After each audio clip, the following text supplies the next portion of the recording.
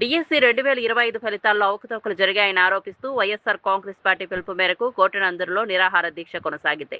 3 రోజులుగా నిర్వహిస్తున్న దీక్షా శిబిరానికి మాజీ మంత్రి, కాకినాడ జిల్లా వైసీపీ అధ్యక్షుడు దాడిశెట్టి రాజా హాజరై సంఘీభావం తెలిపారు. ఈ సందర్భంగా ఆయన మాట్లాడుతూ డిఎస్సి ఫలితాలపై సమగ్ర విచారణ జరిపి బాధ్యులపై చర్యలు తీసుకోవాలని డిమాండ్ చేశారు. రాష్ట్ర విద్యాశాఖ మంత్రి నారా లోకేష్ నైతిక బాధ్యత వహించి రాజీనామా చేయాలని కోరారు. నిరుద్యోగులకు ఇచ్చిన హామీలు అమలు కాలేదని, నిరుద్యోగ భృతి ఇప్పటికీ అందలేదని విమర్శించారు. పోలవరం పెట్టుబడులు, స్థానిక అభివృద్ధి పనులపై కూడా ప్రభుత్వాన్ని ప్రశ్నించారు.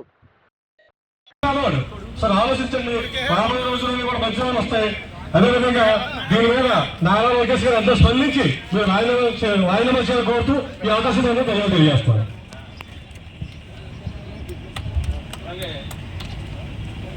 కార్యక్రమానికి చేసిన మన ఎందుకంటే కష్టపడ్డవాడికి ఉద్యోగం లేదు, కష్టపడే వాడికి ఉద్యోగం వచ్చింది. సెంటర్లో నీట్ పేపర్ లీక్ అవడం వల్ల 20 డాక్టర్లు అందరూ కోల్పోయారు. 70% కూడా డాక్టర్ ఉద్యోగాలు వస్తాయి. అదేం చెప్తారంటే హాస్పిటల్కి వెళ్ళి 6 సార్లు అనుకుంటాను, 5 సార్లు 6 సార్లు రామకృష్ణ 6 సార్లు అనుకుంటాను నెక్కి ఈ నియోజకవర్గాన్ని మరి ప్రజలే డిసైడ్ చేయాలి. మరి అభివృద్ధిలో పరిగెట్టించారో లేకపోతే అభివృద్ధి లేకుండా నియోజకవర్గాన్ని తిరోగమనం పెట్టించారో ప్రజలే డిసైడ్ చేయాలి. నేను డిసైడ్ చేసేది ఏం లేదు. ఎందుకంటే నా అధికారంలో పరిపాలన చేసేది 3 సంవత్సరాలే. 2 సంవత్సరాలు కరోనా పోయినా సాయి శక్తిలా నేను చేసినంతా నేను చేశాను.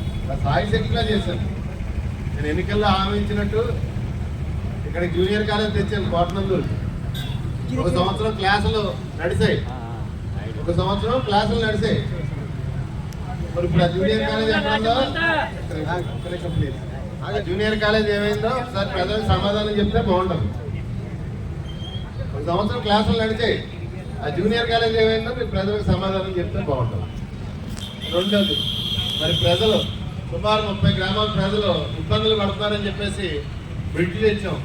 50% పైన పని పూర్తయిపోయింది మా టైంలోనే. ఎందుకు ఆ బ్రిడ్జ్ అలా ఆపేశారు? ఆ బ్రిడ్జ్ ఎందుకు ఆపేశారు అలాగా? మీకు ప్రజల మీద అభిమానం లేదా? మరి నిన్న మాట్లాడుతున్నారు మీరు జన్జీ గురించి మాట్లాడుతున్నారు, జన్జీ గురించి మాట్లాడుతున్నారు. నిన్న మళ్ళీ మా పార్టీ దుకాణం సర్దుకోవాలని చెప్పేసి మీరు మాట్లాడడం జరుగుతుంది. మా పార్టీ అంతా దుకాణం సర్దుకోవాలని చెప్పేసి మీరు మాట్లాడడం జరుగుతుంది. రామకృష్ణ గారు, ఈ రాష్ట్రంలో ఉన్న ప్రజలందరితో పాటు మిమ్మల్ని కూడా ఒక ప్రశ్న అడుగుతున్నాను. నిన్నే జగన్మోహన్ రెడ్డి గారు రోడ్డు మీద వచ్చారు. నిన్న పొవ్వాకు రైతులు ప్రభుత్వం ఆదుకోవాలి, కష్టాల్లో ఉన్న పొవ్వాకు రైతులకు మద్దతు ధర కల్పించాలి అని చెప్పేసి జగన్మోహన్ రెడ్డి గారు రోడ్డు మీద వచ్చారు. మరి మన కళ్ళతోనే మనం చూస్తాం. జగన్ గారికి సెక్యూరిటీ ఇవ్వలేదు, హెలికాప్టర్కి సెక్యూరిటీ ఇవ్వలేదు, ఆయనకి సెక్యూరిటీ ఇవ్వలేదు. కానీ వేలాది మంది పోలీసులు జగన్ గారిని చూడడానికి వచ్చి అభిమానుల్ని అడ్డుకోవడానికి విపరీతమైన శతవిధాల ప్రయత్నం చేశారు. 3-4 వేల మంది పోలీసులు. ఏమైంది రామకృష్ణ గారు?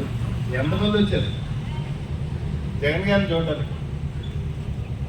వెస్ట్ గోదావరిలో ఎంతమంది వచ్చారు? కొన్ని లక్షల మంది రోడ్డెక్కారు. ఆ చివరి నుంచి చివరి వరకు జగన్మోహన్ రెడ్డి అనే నాయకుని చూడడానికి కొన్ని లక్షల మంది రోడ్డెక్కారు. ఈ మధ్యన చంద్రబాబు నాయుడు గారు కూడా తిరుగుతున్నారు ఇటు.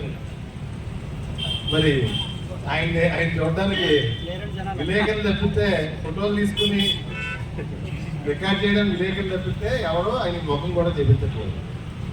మరి ఎవరు సామాన్లు సర్దుకోవాలి రామకృష్ణ గారు? జయంతి మీద